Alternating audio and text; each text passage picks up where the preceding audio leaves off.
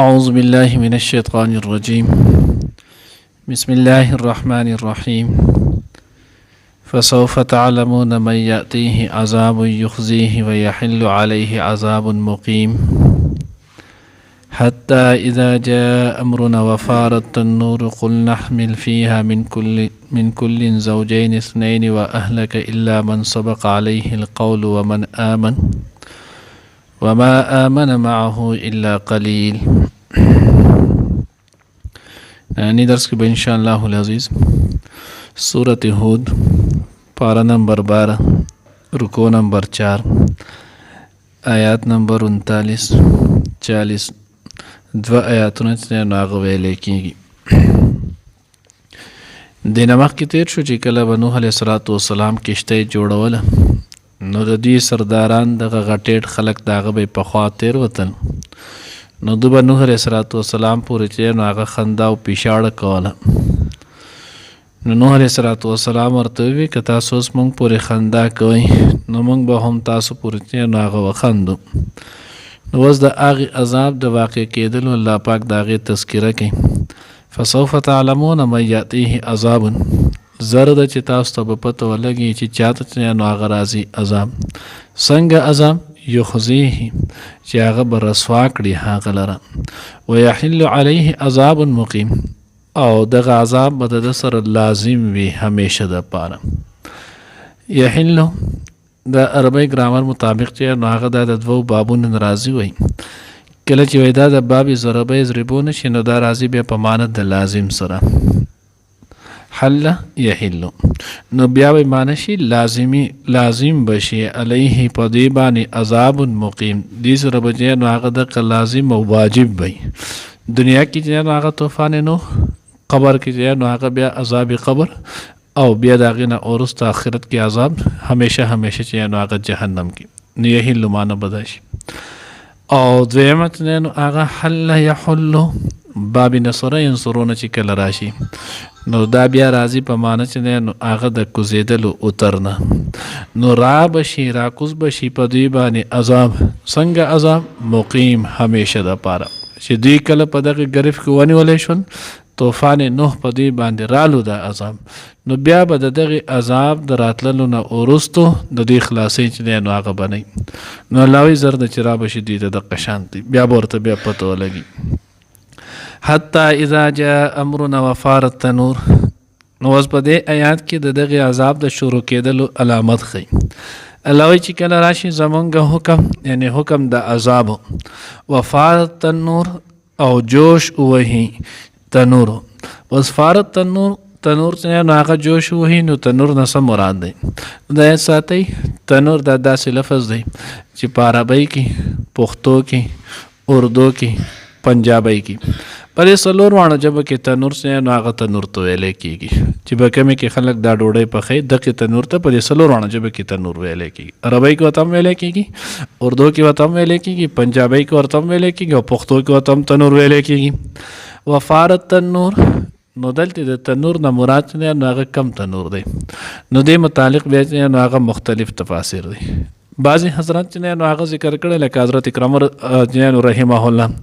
د حضرت عبدالله ابن عباس رضی الله تعالی عنہ چې نو هغه خاص شاګرد ول دی وی چې دې نه مراد چې نو هغه سطح الارض د ځمکې چې نو هغه د پاسه ځمکه مراد د ځمکې مخ نه مراد دی یعنی چې کله د اوبه د ځمکې د مخ نه راچوتې شي او راځي نو دغه وخت. دویم چې نو فارت تنور کله چې تنور چې نو هغه جوش وهي نو عام مفسرین چې نو هغه ذکر کړي چې تنور نه مراد عام تنورونه دي لکه خلک به کې جوس ډوډۍ پخوي نو په دغه تنور کې به په ځای چې نو هغه د ډوډو سره چې نو هغه د ور سره اوبه په دې تنور کې راوخوټ کېږي نو چې کله په دې تنور کې اوبه راووتلې دا به دې خبرې علامت چې اوس به طوفان نوح چې نو هغه شروع کېږي دوی به د الله په عذاب سره ګرفتار شي. دریم تفسیر چې نو هغه دی وفارت تنور دا د بیبي حوا چې نو علیه السلام رضی الله تعالی عنها د هغې تنور و د ګټې نه چې نو هغې جوړ کړو او دا تنور چې نو هغه سلسله در سلسله نو هغه را رسېدلو ان تر دې چې نوح علیه السلام ته را ورسېدو نو هغه تنور چې کوم د هغه وخت نه روان دی دغه تنور چې کله جوش وهي او دې کې اوبه چې نه نو هغه راوخوټ کېږي، اوبه چې نه نو هغه پکې راوځي، نو دغه وخت به چې نو د عذاب د شروع کېدو دا به د هغې علامت وي. علامه شابر رحمه الله چې نو هغه فرمایي او د هغه به اکثر په خپل د دقیق خبره باندې قسم هم خوړلو، د قسم سره چې نو هغه به یې کوله چې فارت تنور دې نه مراد چې نو هغه تنور دی کم چې د کوفې چې نو هغه جامع مسجد کې دی، او دا د نوح علیه السلام به هغه جماعت دی چې په کم جماعت کې نوح علیه السلام چې نو هغه کشتۍ جوړوله، نو هم د دغه جماعت په صحن کې غونې کې چې نو هغه جوړه کړې، نو د دې د دروازې سره چې نو هغه تنور و، دلته د فارت تنور نه مراد هغه تنور دی چې په هغه تنور کې کله اوبه را وخوټ کېدلې، نو بیا به چې نو هغه څه کېږي عذاب به شروع کېږي. پنځم تفسیر چې نو هغې وله کړی و فارت تنور چې کله په تنور کې نو هغه اوبه راوختلې، دې کې اوبو جوش والو وایي دا چې نو عین الورده د ملک شام کې نو هغه هلته یو ښار دی په هغې ځای نوم دی، نو چې هغه ځای کې چې کله اوبه راوټو کېدلې د ځمکې نه اوبه چې نو هغه د ځمکې د سر نه شروع شولې، نو دا به علامت د دې خبرې چې اوس طوفان نوح چې نو هغه شروع کېږي. بهرهر دا ټول تفسیرونه په خپل ځای باندې چې نو هغه صحیح دي، د دې ټولو قولونو چې نو هغه په دې کې گنجایش دی، خو چې کله د بره نه هم اوبه شوې، د لاندې د ځمکې نه هم اوبه چې نو هغه راوجوشېدلې، اوبه رالې، نو دا به اوس علامت د دقیق خبرې چې اوبه چې نو هغه اوس عذابو دا به راځي. او زیات راځي دا نه چې مراد نه تنور نه عام تنور دی، هر ځای چې هر تنور د ډوډو نو دقه به قل نحمل فيها من كل زوجين، نو موږ ورته بیا وویلو چې تاسو هر قسم جوړی چې نو هغه راواخلئ، اثنین دوه و اهلک و خپل اهل الا من سبق علیه القول ومن آمن، مگر سوا د هغه چانه چې په هغوی باندې الله حکم چې نو سبقت کړی عذاب چې نو هغه په عذاب کې واقع کېږي، ومن آمن او چا چې ایمان نه وړی، نو د دې کسان دا به سره کېږي دا چې نو هغه تاسو ځان سره کشتۍ کې چې نو هغه به سواره کې ځان سره والی. تفسیر خازن کې نو هغې لیکلی دي وایي چې نوح علیه السلام ته الله رب العزت چې نو هغه دا شیزونه څاوري چې نو هغه مختلف ځناور دا ټول راغونډ کړلو، نوح علیه السلام به چې ښی لاس ښودو، او دا چې نو هغه تفسیر جلالین په حاشیه باندې هم چې نو هغه دا موجود دی، نو د ښی لاس لاندې به چې نو هغه نر راتلو، او د ګس لاس لاندې چې نو هغه به ماده راتله، او دا به چې نو هغه به ورته خېجوله. اوس دلته چې نو هغه عام سرسري نظر باندې چې کله وکتلی شي، نو بیا یو اعتراض خلک کوي، نو هغه سرسري نظر والا اعتراض دا کوي وایي چې نو هغه د ځناور او د دې څاورو د دې خو بېشماره قسمونه دي، نو دا کشتۍ دومره وجې دا ټول څونه چې نو هغه په دې کې رالل، نو د هغې جواب دا دی چې دا ټول ځناور په دې کې نه ول، د کومو چې خلکو ته ضرورت و هغه کولو. لکه مثال په طور کې اوس د اوبو کې چې څومره ځناور دي څومره شیزونه دي، دا خو اسیم نوح علیه السلام چې نو هغه کوم عذاب راتلو هغه خو د اوبو په شکل کې د هغې د سره کشتۍ خطو ته ضرورت ونه، یا چې نو هغه ځناور چې د هغه نو هغه د خاورې نه یا د خیرې نه یا داسې د بل یو شیز نه چې نو هغه پیدا کېږي، نو د هغې ته هم څه ضرورت نه ولو، یا چې نو هغه داسې نور مراد هغه دی چې کم د نر او ماده نه د هغې د ملاپ نه پیدا کېدل، او یا چې نو هغې توالد چې نو هغه په کېدلو د هګۍ په ذریعه باندې د هغې نه چې نو هغه راوتل، نو دغه قسم او د خلکو هغې ته ضرورت، نو هغه جوړی چې نو هغې وخېجولې، دا نه چې ټول څومره چې نو حشرات الارض دي او دا څه چې دي نو دا غونډ پکې نه ول، ځکه دا خو بیا اسیم پیدا کېدل، نو کم چې داسې جوړی وي نو دقه یې وخېجولې. نو نوح علیه السلام چې نو هغه دقه ځان سره په هغې کې نو هغې وخېجولو من کل زوجین اثنین و اهلک الا من سبق، او الله وایي چې نو هغه خپل کور والا، نو نوح علیه السلام چې نو هغه کور والا او د هغوی چې نو بچي درې زامن ول، دغه شان چې نو هغه درې انګیندې وي، بعضو چې نو هغه څلور انګیندې ذکر کړي، بیا به دې کې څو رول،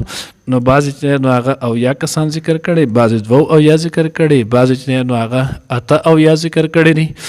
او راځي چې نو ذخیرة الجنان کې د هغوی لیکلي چې د صحیح تفسیر مطابق د 80 نه سیوا کسان چې نو هغه نه ول، 80 پورې ول، د 80 نه سیوا کسان چې نو هغه نه ول، دغه کسان چې نو هغه یا 72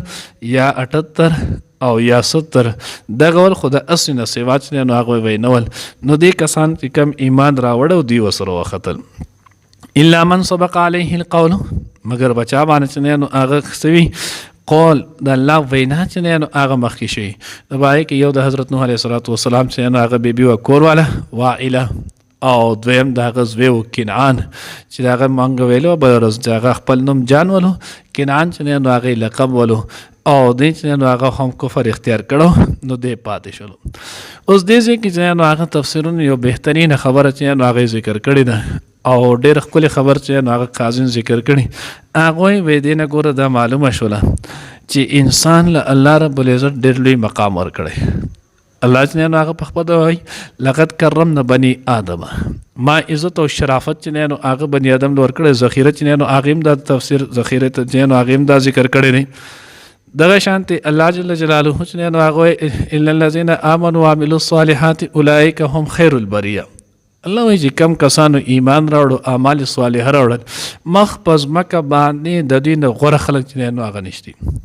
خو چې کله انسان خپل دغه مقصد پرېښودو دا انسان بیا د ساوري نه چې نو هغه هم بدتر دی. دی بیا د مقام او د درجه دا د ساوري نه چې نو هغه هم لاندې کېږي. لکه څنګه چې به دې کې وکتلی شول ما تاسو ته وویل هم هر قسم ساوري چې نو هغه هر قسم ځناور د نو هغه کم د انسان ضرورت راتلو غوا میخه بیزو وغیره ذالک داسې نو دا هغه کشتۍ ته وخېجول طوفان نوح نه چې نو هغه محفوظ شولو. خو نو د نوح علیه السلام بیبي او دا غوی زوی چې ایمان را نوړو د پیغمبر چې نو هغه رشته ورسره ده انسان دی. خو چې کله د په خپل اعمالو په وجه باندې ځان ګټیا کو رزیلی کولو نو وګوره د ځناور نه هم بدتر شو. کشتۍ کې ځناور ته چې نو هغه حصه میلاویدی شي ځای میلاویدی شي خو هغه انسان ته ځای میلاو نه شو دغه هلاک شولو. نو دی وجې نه ویلی کېږي خپل عمل باندې چې نو هغه سوچ په کار دی سړی خپل عمل وکړي. دویم الله رب العزت ورته ووایي واهلک الا من سبق علیه القول ومن آمن. نو چا چې خپل اهل او ستا سره چا ایمان راوړی دا ځان سره چې نو هغه د کشتۍ ته وخېجو دی محفوظ کا. نو دی نه یو بله خبر چې نو هغه دا هم راله چې د انسان د ټولو نه بهترینه کمایي چې نو هغه په هغه انسان دی چې دی په هغه باندې محنت وکړي او د هغه نیک جوړ شي. د مال نه د اولاد نه د جایداد نه د عہدې او منصب نه د ټولو نه بهترین شی د انسان هغه دی چې دی په یو کس باندې محنت وکړي او د دغه محنت په نتیجه کې هغه نیک او صالح جوړ شي. نو د دې څومره هم عمل کې د په عمل سره نور خلک سوره هم چې نو هغه نیکۍ طرف ته راځي نو د دغه انسان تر د قیامت پورې اعمال صالحه چې نو هغه یو ماشین ولګېدو د ته به دا میلایي کې د انسان د ټول نه بهترین کمایي ده. نو ځکه الله رب العزت وی واهلک تو ځان سره خپل هغه اهل وخېجوه او دغه شان ومن آمنه او چا چې ستا سره نو هغه ایمان راوړی دی نو دا ستا بهترینه کمای ده. دا ستا د 900 کاله چې نو هغه بهترینه کمای ده. نو ګوره دغه مال د نه چې نو هغه دغه کمای ځای نه شي دا ځان سره واله. خو د دنیا یو شی ورته هم نه دی ویلی چې دا ځان سره واله. داسې ورته نه دی ویلی چې خپل صندوق ځان سره راواله دا شیز او دا شیز جامې راواله ټوپۍ راواله یا نور داسې شیزونه ځکه دا دنیا شیزونه دا بیا میلایږي. خو دغه که ځای شو دا بیا نه میلایږي. او په دې باندې د بخاري چې نو هغه واضح روایت چې نو هغه په هم دلالت کوي. د هغې مفهوم دا دی مخکې چې نو هغه مونږ په سورت توبه کې هم ویل ول چې کله غزوه بدر کېدلو نو غزوه بدر کې حضور علیه السلام چې نو ماستون مازه نه وروسته خپل هغه خیمې ته چې نو هغې ته ننوتلو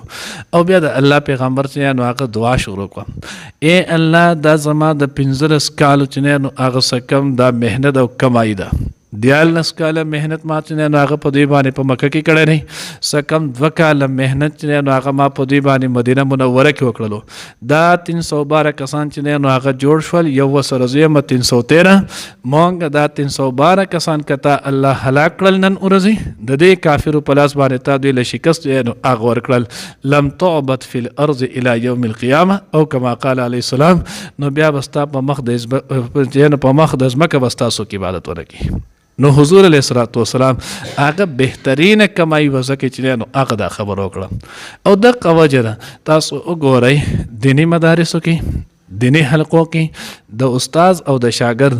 دوی چې نو هغه څومره هم تعلق او محبت وي نو بعضې کرته چې نو هغه تعلق او محبت د خوني رشتې نه هم ډېر زیات سی وایي.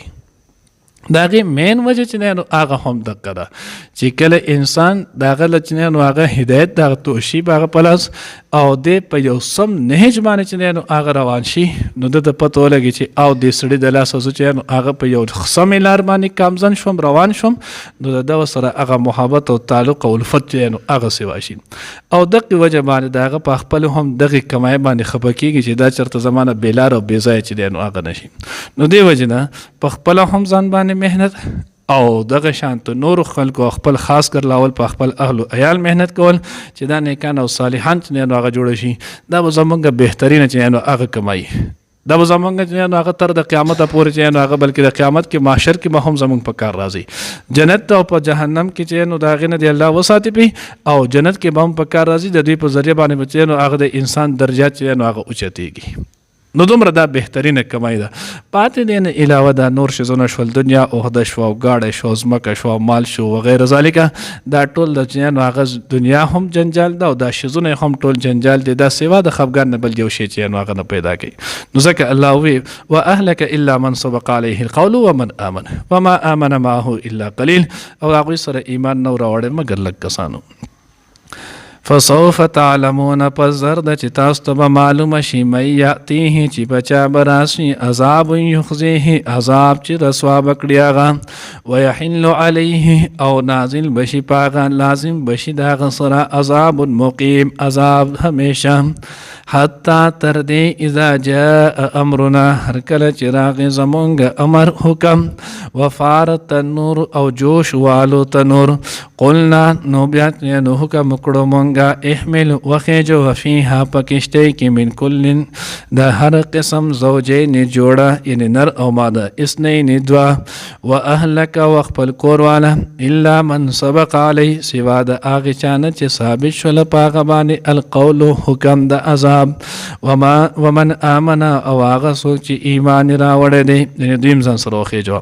وما آمن معه او ایمان نو راوړی د سره الا قلیل مگر لک کسانو